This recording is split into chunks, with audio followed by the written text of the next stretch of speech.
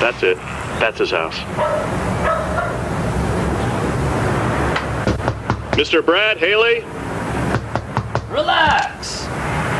Did I win something? My sources tell me you've been calling Jack in the Box junk in the box. So? I take these things personally, Brad. Get lost. Sure, just try my food, apologize, and I'll go. Beat it, clown! Listen, punk! I've spent millions of dollars improving my kitchens to make our best burgers ever! You're psycho!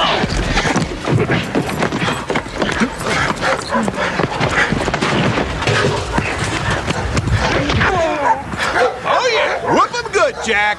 Brad, you get to try my best burger ever, and all I want is your honest opinion. Tasty! Really? You're not just saying that because I'm kneeling on your spine? No, I shouldn't have dissed your food, man. I'm sorry, Jack. Well, I'm sorry about the grass stains. Really?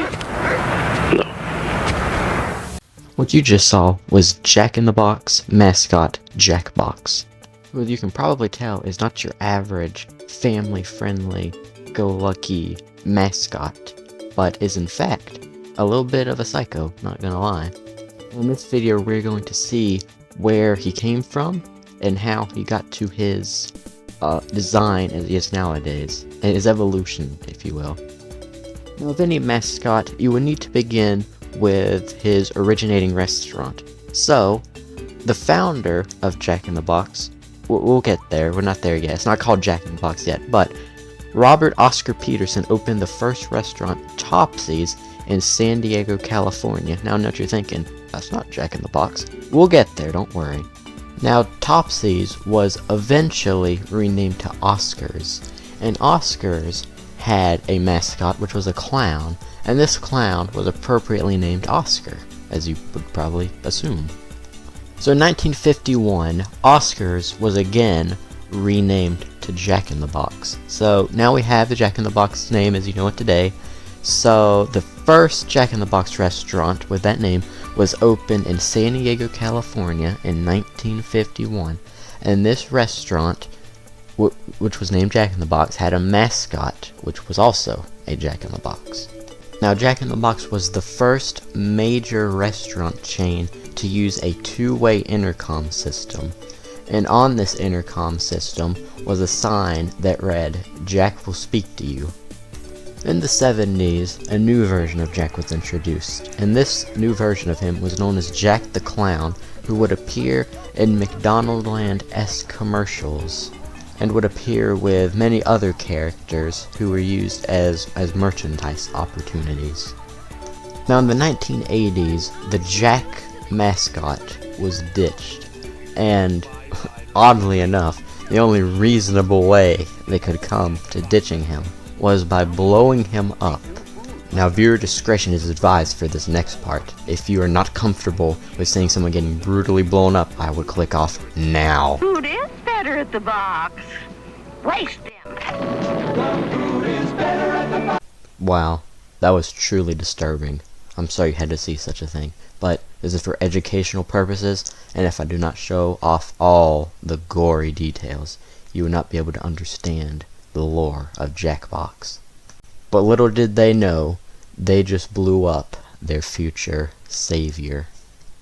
Now in 1992, Jack in the Box introduced the Colossus Burger, which as the name would imply, it was pretty freaking big. Now to go along with this big burger had a big demand for it. So, since the burger was so big it took longer to make, I mean you can understand that, it took longer to make, and there wasn't enough time to make it to get to the customers. So this caused, whoop-de-doo, who would have guessed, when you don't cook your meat well enough, an E. coli outbreak. And this outbreak affected over 700 people and took 4 lives. Now after Jack in the Box settled their many lawsuits, they were, as you could probably understand, almost broke. So they had to reshape the image of the company. Now, what's a better way to do that than to bring back their original mascot? So to help public opinion regarding the company, advertising executive Rick Siddick created a new version of the Jack character to reshape the company.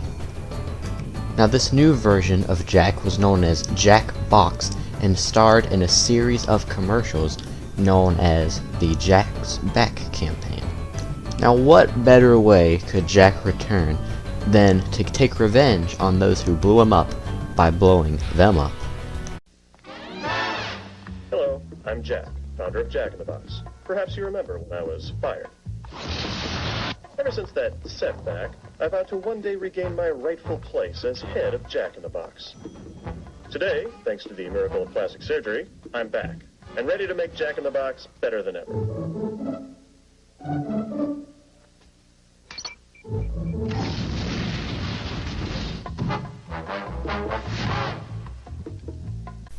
Now this new Jack's Back campaign worked very well and did help distance the company from the outbreak, which ended up saving the company from bankruptcy.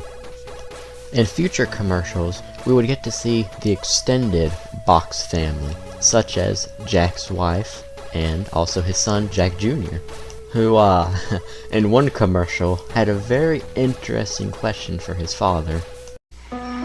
Dad, Yeah? how are girls different than boys? In another commercial, we would also finally get to see Jack's parents. Aw, Mom, you still clip coupons. Well, it all adds up. That's sweet, Mom. In honor of your thriftiness, I'll serve 2 croissant sandwiches for just $3, made with fresh egg, sausage, or our new hickory smoked bacon and melting cheese. You're such a good son. I'm so glad you dropped by. I love coming home, Mom. Patty, call the doctor. It's been more than 4 hours. Hi, Jack. I gotta go. That was an interesting ad, I guess.